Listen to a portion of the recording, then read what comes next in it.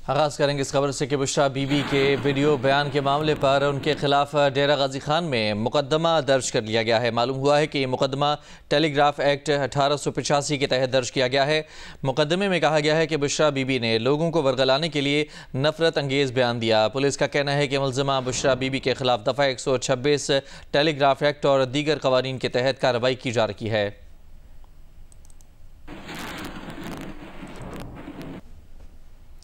बुशरा बीबी के वीडियो बयान पर पाकिस्तान तहरीक इंसाफ की क़यादत में तशवीश पाई जाती है और मरकज़ी क़यादत की अक्सरियत ने खुद को बुशरा बीबी के बयान से अलग करने का फैसला कर लिया है। पार्टी ज़राए के मुताबिक बुशरा बीबी को किसी भी मामले पर बात करने से पहले पार्टी से मुशावरत का कह दिया गया है। 24 नवंबर एहतजाज में बुशरा बीबी शामिल होंगी मगर उनका किरदार मरकज़ी नौयत का नहीं होगा।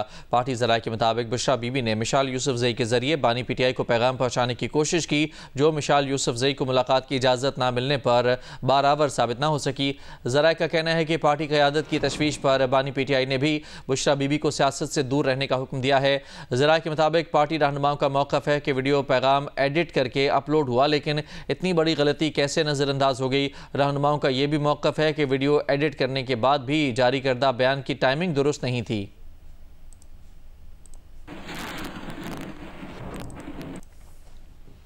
उधर वज़ीर आला पंजाब मरियम नवाज़ ने तहरीक इंसाफ के एहतजाज की तरफ इशारा करते हुए कहा है कि वो पंजाब की बेटी हैं। उन्होंने कहा कि जानती हैं कि पंजाब के अवाम को कैसे इस फितने से महफूज रखना है। इनके मज़मूम मकासद में उन्हें नाकामी होगी। शहबाज शरीफ जानते हैं पाकिस्तान की हिफाजत कैसे करनी है। मरियम नवाज़ ने बुशरा बीबी के वीडियो बयान पर कहा कि कले खातून जिसका सियासत से ताल्लुक़ नहीं, उसने पाकिस्तान के दोस्त मुल्क पर हमला किया। इनका एजेंडा बहुत ख़तरनाक है। खातून जिनका सियासत से दूर दूर तक कोई वास्ता नहीं, कल उन्होंने जो पाकिस्तान के ऊपर हमला किया है, मुझे ऑनेस्टली अपने कानों पे यकीन नहीं आया, अपनी आंखों पे यकीन नहीं आया। उन्होंने पाकिस्तान के एक ऐसे दोस्त मुल्क पर हमला किया जो हर मुश्किल में, हर बुरे वक्त में, हर कठिन वक्त में पाकिस्तान के साथ खड़ा रहा। इसके कॉन्सिक्वेंसेस का नहीं पता, पाकिस्तान के ऊपर इसके कॉन्सिक्वेंसेस का नहीं पता, और इससे जो बिगाड़ पैदा होने का अंदेशा है उसकी उनको खबर नहीं है। मैं ये नहीं मान सकती। और अभी आपको बताएं कि मोटरवे के 4 section M1, M2, M3, M4 और M11 को मेंटेनेंस के लिए बंद कर दिया गया है। इस्लामाबाद के तमाम ट्रांसपोर्ट अड्डे भी 22 नवंबर रात 8 बजे, जबकि रावलपिंडी के तमाम बस अड्डे रात 9 बजे से ताहुक्म सानी बंद कर दिए गए हैं।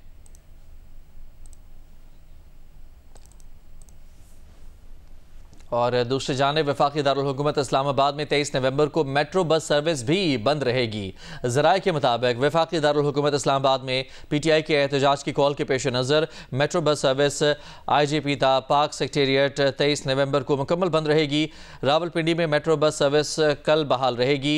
रावलपिंडी सदर स्टेशन ता फैज़ाबाद तक मेट्रो बस सर्विस चलेगी। 24 नवंबर को मेट्रो बस सर्विस मुकम्मल तौर पर जुड़वां शहरों में बंद रहेगी। ज़िले इंतज़ामिया की हिदायत पर मेट्रो बस सर्विस बंद की जा रही है।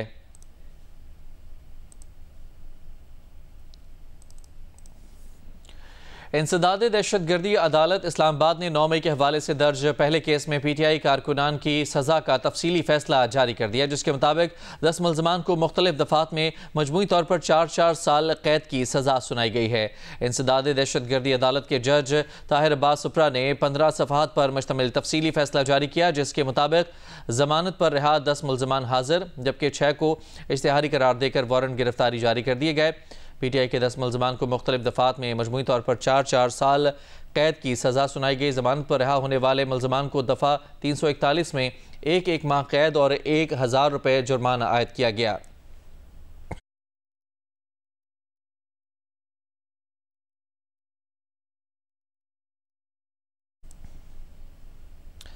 आगे बढ़ते हैं और अभी आपको बताएं कि ज़िला खुर्रम में मुसाफिर गाड़ियों पर फायरिंग के वाक़े में जाँ बहक होने वाले 44 अफराद को उनके आबाई इलाकों में सुपुर्द खाक कर दिया गया। वाक़े के खिलाफ पाराचनार के मरकजी चौक पर शहरियों ने एहतजाजी धरना दिया। पेशावर पाराचनार मरकजी शाहरा भी सिक्योरिटी खदशात के बायस बंद है। जिला कुर्रम में फायरिंग के वाक़े में जाँ बहक होने वाले 44 अफराद की नमाज जनाजा के बाद उनके आबाई इलाकों में तदफीन कर दी गई है। जाँ बहक होने वालों में 8 खवातीन और 3 बच्चे भी शामिल हैं। वाक़े के बाद पेशावर पाराचनार मरकजी शहरा सिक्योरिटी खदशात के बाइस बंद है।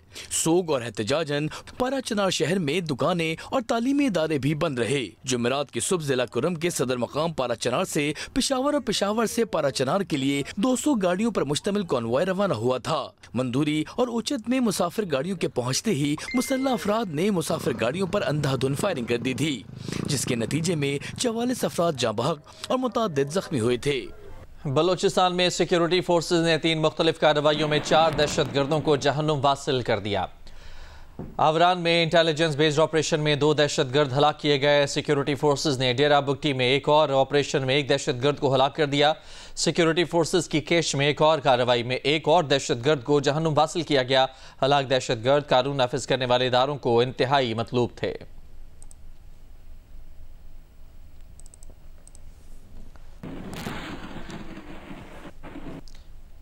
Army chief general Syed Asim Munir ने कहा है कि दुश्मन अनासर के मजमूम अज़ाइम को नाकाम बनाना अवलीन तरजीह है। पाक फौज कानून नाफिज करने वाले इदारों के साथ मिलकर मुल्क के इस्तेहकाम और सलामती को यकीनी बनाने के लिए हम दुश्मनों का पीछा करेगी।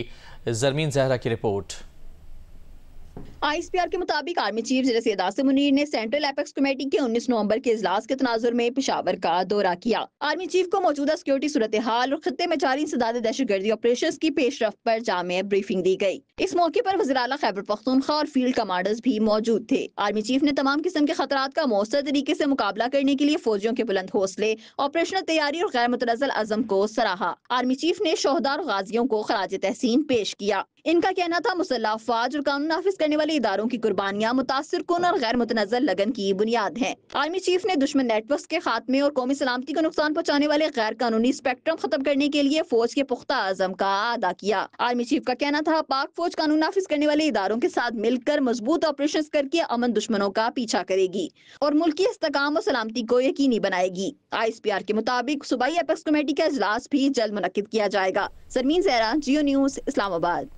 वज़ीर आला पंजाब मरियम नवाज ने निश्तर अस्पताल मुल्तान का दौरा किया। मरियम नवाज ने डायलिसिस यूनिट से 25 मरीजों में एड्स की मुंतकली के मामले पर एक्शन लेते हुए MS निश्तर अस्पताल डॉक्टर काजिम और vice chancellor Nishtar medical university doctor Mahnaz Khakwani समेत 5 सीनियर डॉक्टर्स को मुअत्तल कर दिया। वज़ीर आला पंजाब मरियम नवाज को निश्तर अस्पताल के नेफ्रोलॉजी वार्ड से एड्स की 25 मरीजों में मुंतकली के मामले पर मुकम्मल ब्रीफिंग दी गई। मरियम नवाज ने गफलत बरतने पर शदीद बरहमी का इजहार किया। मरियम नवाज ने तहकीकाती कमीशन की रिपोर्ट की रोशनी में vice chancellor Nishtar medical university doctor Mahnaz Khakwani, MS Nishtar अस्पताल doctor Kazim Khan, head of nephrology ward doctor Ghulam, doctor Jahangir, doctor Poonam, senior registrar doctor Alamgir और हेड नर्स नाहिद को मुअत्तल कर दिया। तमाम डॉक्टर्स के लाइसेंस भी मनसूख कर दिए गए हैं।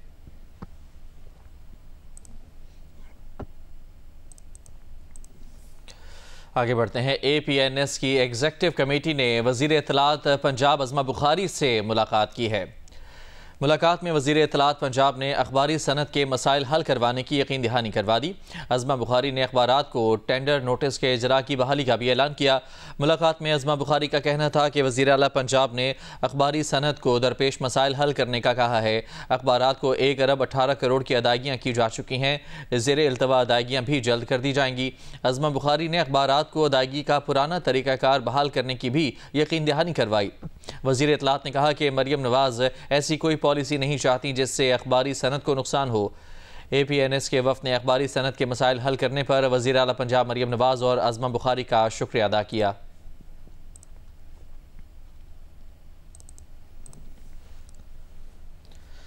कराची में होने वाली दिफाई नुमाइश आइडियाज़ में national university of technology Islamabad ने भी अपने स्टॉल पर दोहरी टेक्नोलॉजी के प्रोजेक्ट पेश किए। स्नाइपर राइफल भी ख़ास तवज्जो का मरकज़ रही।